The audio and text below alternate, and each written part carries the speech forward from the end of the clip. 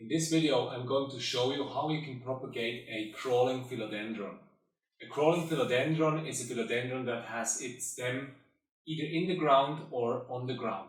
Crawling philodendron are Philodendron gloriosum, pastazanum and Philodendron mamei. I have a Philodendron mamei here that I want to propagate. The reason why I want to propagate these plants are twofold. The first thing is that the mamei is growing out of its pot. So the leaves will get smaller and it won't grow that well anymore if it doesn't have contact with the soil. The other reason is that I have distorted leaves here and they don't really look nice anymore. Like I think I had a pest infestation, probably thrips. This is also why I'm using here these swirskis, these beneficial nematodes. So it's really time for me to cut this Philodendron mamei and propagate it. When propagating crawling philodendrons, you have a big advantage. The big advantage usually is that the crawling philodendrons set root into the soil. So when you propagate a section of a crawling philodendron, you mostly already have leaves and also roots. And this way you can propagate really fast. But also you have some kind of disadvantage, I would say. Usually crawling philodendrons produce really big leaves. And once you take a cutting of these plants, it's really hard for the cutting to maintain this big leaf. But there's a couple of workarounds around this that I'm going to go into, so we can maintain a leaf with a cutting, because I've been propagating multiple crawling philodendrons before. But yeah, let's get started with the process. I'm going to show you step by step how you can propagate this crawling philodendron here. As I said, it's a Philodendron mamei. Let me show you how it looks like right now. So perfect. As you can see, I'm using a longish pot. This is always advised for crawling philodendron because they grow horizontally, and at some stage they will grow out of their pot, and that's time for propagation. You can just easily propagate it and put it back into the pot, or have a completely separate plant that I will move into another pot. So how do you propagate a crawling philodendron? You see here the main stem. So the main stem can either grow under the soil, so in the soil, or on the soil. I realized that they grow better if it's slightly in the soil. You just need to make sure that the main stem is not covered too much by soil, because that way it won't grow anymore, and you might suffocate the whole plant, and it might not reach the top of the soil. So how do you propagate this crawling philodendron now? As you can see here, you have multiple node sections. Node sections are also the sections where air roots and roots are going to grow out of your crawling philodendron, and it's also where the leaves are growing out. So on each of these sections I could make a cutting and produce a completely separate plant. As for mine, here we have a new growth point. A new leaf is going to show up from here, and as you can see, there's multiple node sections here. I think the ideal section for me to propagate this plant is to cut right here. So I have like 2 leaves on it, and even if this node section fails and doesn't produce any new roots, I have another node section that could produce roots. But also I could take 2 cuttings like this, and I would have 2 separate plants. But then if the node section fails, I can't use it anymore. So let me put this away for a second. How do we propagate?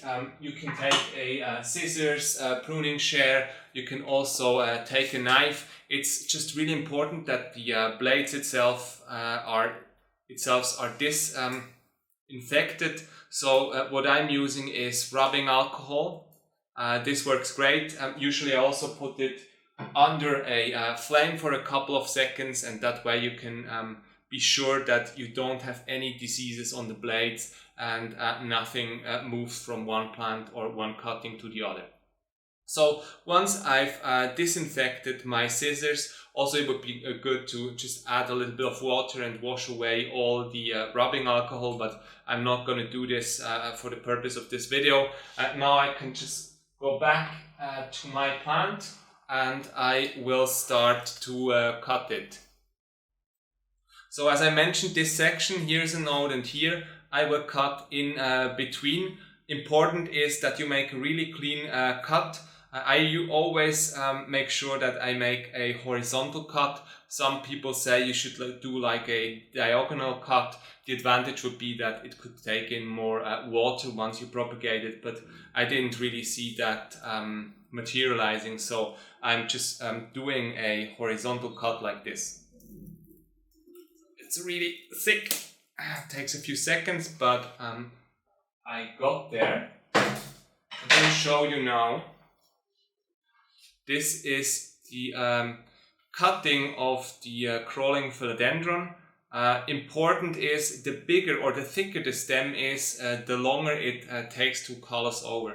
So callusing over means that there is a little film building here on the cutting. Its main purpose is to protect the plant.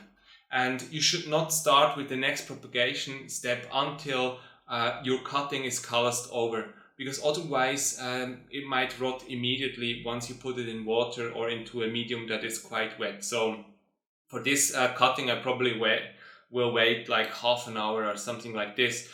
If you wait like 12 hours, you're completely sure that it is callused over.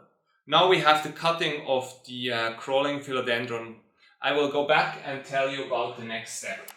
So now, once we've cut the crawling philodendron, we have multiple options. You could put this cutting right into water, and it will produce more roots. You could also put it back into soil.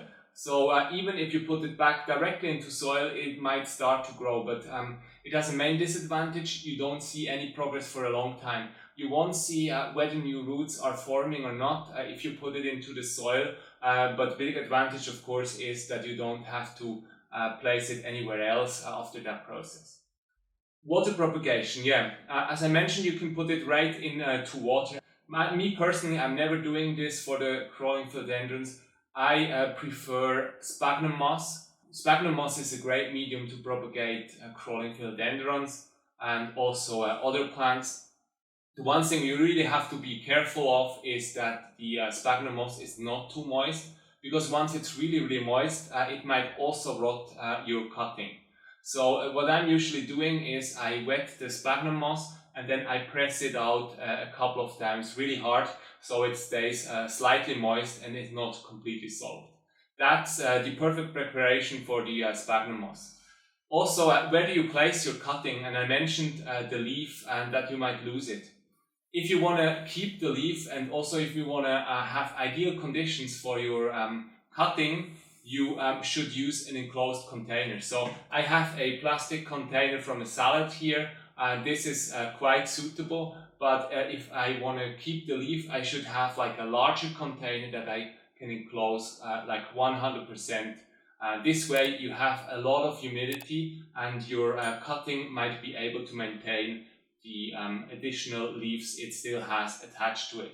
So how would I propagate this crawling philodendron using sphagnum moss? So I wet the sphagnum moss, I would put it right here, and then I put the cutting right into it. I make sure that the growth point, the new leaf emerging, is not submerged by the sphagnum moss, that it's looking out, but I would cover the whole stem with sphagnum moss like a few inches above it as well. Because this way, after maybe 2 to 3 weeks, roots will start to form and grow. After the roots are like a couple of inches long, you can transfer your cutting into another medium. Probably you would use soil, or you can also use Le Creutzarpon. I'm using this semi-hydroponic growing of crawling philodendrons, which works fantastic for this kind of philodendron. So I put it in sphagnum moss, and then I just have to ensure that the sphagnum moss stays slightly moist. If you use a fully enclosed container, this is no problem. You can probably leave it as is for like 2 or 3 weeks without doing anything. Just every couple of days lift the lid and then put it back on, so you add fresh air into the environment. Maybe one thing I haven't mentioned so far is you could also use perlite. I've used perlite many times because it's non-organic and you won't have any issues with rot. So perlite works quite well. You just need to make sure that you add some water every couple of days, that the perlite stays slightly moist. Your cutting will also root into perlite. What do I do if I lose the leaves, or if I'm not really using the leaves for propagation? Sometimes you're not able to put your cutting into an enclosed container because the leaves are huge and you don't have a container that big. One solution would be to put a plastic bag around it.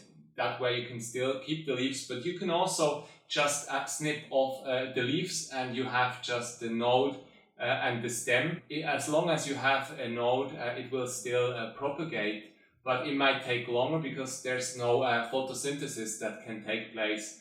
That's the big advantage of having leaves attached to the cutting. Yeah, so that's basically it. Propagating crawling philodendrons is really easy. I hope you like this video. So if you like it, please give it a like. Subscribe to our channel. It means a lot for us. And this was Daniel from Plantophiles, and stay tuned for other videos. Thank you so much for watching, and see you again soon.